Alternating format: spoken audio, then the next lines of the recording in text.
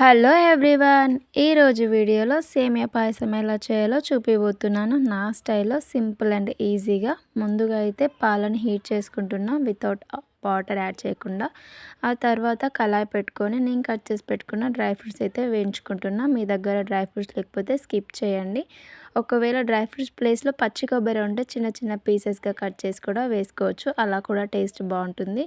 So dry ఫ్రూట్స్ని అయితే మంచిగా రోస్ట్ చేసుకోవాలి, మంచిగా వేయించుకోవాలి. రెడ్ కలర్ వచ్చేంత వరకు లో ఫ్లేమ్లో పెట్టి వేయించుకున్న ఆయిల్ వేసేసి, మీకు గీ నచ్చితే నెయ్యి వేసుకోండి, లేకపోతే స్కిప్ చేయండి, ఆయిల్లోనే వేయించుకోండి. ఇప్పుడైతే సేమియా వేసేసి కొంచెం ఆయిల్ యాడ్ చేసిన తర్వాత మంచిగా లో ఫ్లేమ్లో పెట్టి అయితే హీట్ చేసేసుకుంటున్నా, వేయించుకుంటున్నా.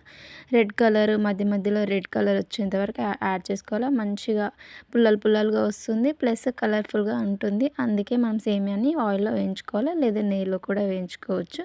ఆ తర్వాత అయితే వాటర్ యాడ్ చేసేసుకున్న. వాటర్ ఎందుకంటే పాలల్లో ఉడికిస్తే ఏమవుతుందంటే ముద్ద ముద్ద అవుతుంది, గడ్డలాగా అవుతుంది సేమియా అనేది ఉడికిన తర్వాత. సో మనం ముందుగా వాటర్ అనేవి యాడ్ చేసి ఈ సేమియాని ఉడకబెట్టుకుంటే పాలుని తక్కువ గుంజుకుంటుంది. మనకి ఎలా అయితే సేమియాని కావాలనుకున్నామో అదే కన్సిస్టెన్సీలో ఉంటుంది.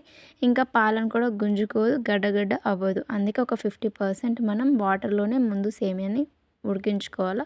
ఆ తర్వాత ఎలాచీ ఫ్లేవర్ కోసం ఎలాచీ అయితే యాడ్ చేసేసా పాలలో కొన్ని, ఇంకా సేమియాలో కొన్ని వేసేసి, ఇప్పుడు షుగర్ పాలలో కొంచెం యాడ్ చేసా, ఇంకా సేమియాలో కూడా యాడ్ చేసి పాలు మరుగుతున్న టైంలో, సేమియా మరుగుతున్న టైంలో ఈ పాలనేవి నేను ఎక్కడైతే ఏ కళాయిలో అయితే చేసుకుంటున్నానో పాలనేవి మిక్స్ చేసా.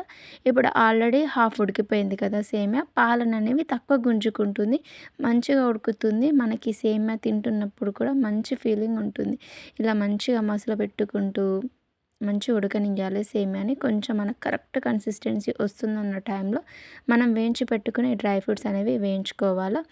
వేయించుకొని ఇంకొద్దిసేపు మరగనిచ్చిన తర్వాత సేమియా అనేది మంచిగా ఉడికిపోయింది. ఎంత కలర్ఫుల్ లుక్ ఎంత బాగా కనిపిస్తుందో చూసారా.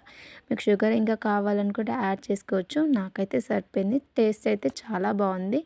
ఇంకా మొత్తం ఉడికిన తర్వాత గిన్నెలో పోసేసుకున్న తర్వాత తినేటప్పుడైతే నా దగ్గర కొన్ని గ్రేప్స్ అవి ఉండే నేను వేసుకున్నా. మీరు లేకపోతే ఎలా తినారో అలా తినొచ్చు. మీరు కూడా ట్రై చేయండి. మంచిగా వస్తే సబ్స్క్రైబ్ చేయండి. Thank you for watching. Mom of జై మహాన్.